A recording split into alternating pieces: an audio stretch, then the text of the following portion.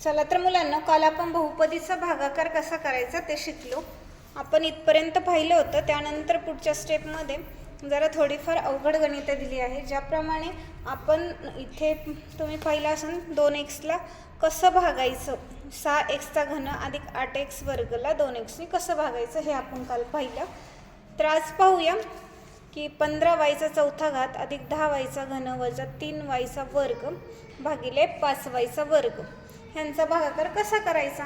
तर 15y चौथा घात येण्यासाठी 5y वर्गला कशाने गुणावं लागेल. 5 त्रिक 15 आणि y चौथा घात येण्यासाठी y वर्गला y वर्गने गुणावं लागेल. हे जेव्हा तुम्हाला कळेल तेव्हा बहुपदीचा भागाकार करणं सोपं जाईल. अशाच प्रकारे ही बाकीची गणितं आहेत.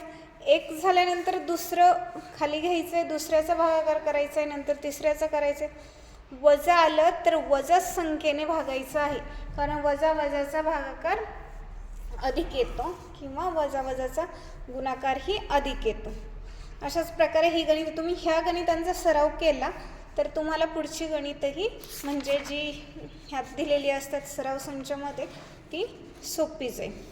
अशाच प्रकारे बहुपदीला द्विपदीने भागणे हा एक प्रकार आहे. आत्तापर्यंत आपण एकपदीने भागत होतो, म्हणजे एकाच संख्येने. तुम्ही इथं पाहिलं असेल 7m वजा 10a वजा 9p वर्ग. ह्या गणितांचा सराव केला तर परीक्षेला अगदी कोणतंही गणित येऊ द्या तुम्हाला अवघड जाणार नाही. आता बहुपदीला द्विपदीने कसं भागायचं ते आपण पाहूया. आता पहा इथे काय x वर्ग अधिक 4x अधिक 4 त्याला x अधिक 2ने भागायचं आहे. तर आता इथे आपण एकपदीने भागलं कसं ते पाहिले, तर द्विपदीने कसं भागायचं ते पाहूया. आता x वर्ग येण्यासाठी x अधिक 2ला कितीने गुणावं लागेल. तर अर्थात 2ने गुणलं तर xने गुणलं तर काय येईल, x आणि xचा गुणाकार होऊन x वर्ग आणि x आणि 2xचा गुणाकार होऊन 2x. म्हणजेच x वर्ग येण्यासाठी xला आपण पूर्ण ह्या x अधिक 2 ह्या द्विपदीने गुणायचं आहे. हे तुम्ही एका कच्च्या पेजवर लिहून घ्या कसा भागाकार गुणाकार करायचा आहे. x वर्ग येण्यासाठी x अधिक 2ला xने गुणावं लागेल. हे जेव्हा आपल्या लक्षात येईल आणि xने गुणलं फक्त ह्याच संख्येचा विचार करायचा आहे, पुढच्या संख्येचा विचार करायचा नाही.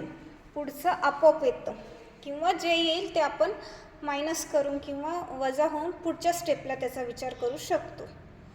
आणि पहिली एक गोष्ट महत्त्वाची, हे जे समीकरण दिले आहे ते क्रमाने मांडून घ्यायचं. म्हणजे इथे एक्सचा वर्ग आहे, त्यानंतर एक्सचा पहिला घात आहे आणि नंतर संख्या.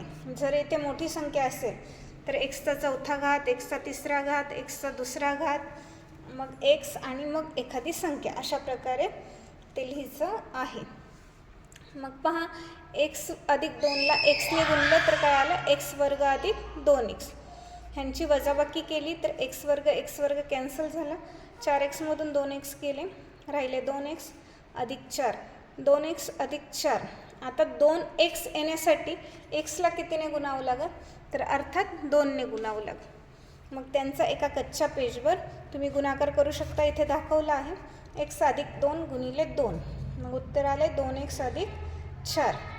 मग x अधिक 2ला 2ने गुणलं तर उत्तर 2x अधिक 4 आलं, जे आपलं इथेच आहे. मग हे ह्यातनं वजा केलं, बाकी आली 0. भागाकार आला 2. म्हणजेच भागाकार काय आलेला आहे, x अधिक 2 आणि बाकी आलेली आहे 0. अशाच प्रकारे ही पुढची गणित आहे.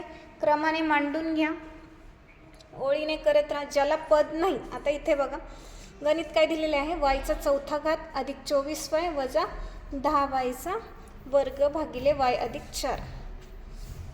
तर बघा y चौथा घात ह्यांनी लिहिताना कसं लिहिले, दुसरं पद नाही आहे म्हणजे y घन इथे दिलेला नाही आहे. त्यावेळेस काय करायचं, 0y घन असं लिहायचं आहे. वजा 10y वर्ग हे दिलेलं आहे आणि अधिक 24y. अशा प्रकारे क्रमाने मांडायचं आहे. हे स्पष्टीकरण आपल्यासाठी दिलेलं आहे. तुम्ही कच्च्या पेजवर त्याचा गुणाकार करून हे गणितं सोडवायचे आहे. जितकी जास्त प्रॅक्टिस कराल तितकी ही गणितं सोडवणं सोपं जाईल. अशाच प्रकारे सराव संचामध्येही काही गणितं दिलेली आहेत, यांचाही सराव करा. त्यामुळे तुम्हाला गणित करणं सोपं जाईल. तुम्हाला अजूनही एखादं गणित जर अवघड जात असेल किंवा अवघड वाटत असेल तर मला नक्की कमेंट करून सांगा. व्हिडिओ आवडल्यास नक्की लाईक करा, शेअर करा आणि सबस्क्राईब करायला विसरू नका.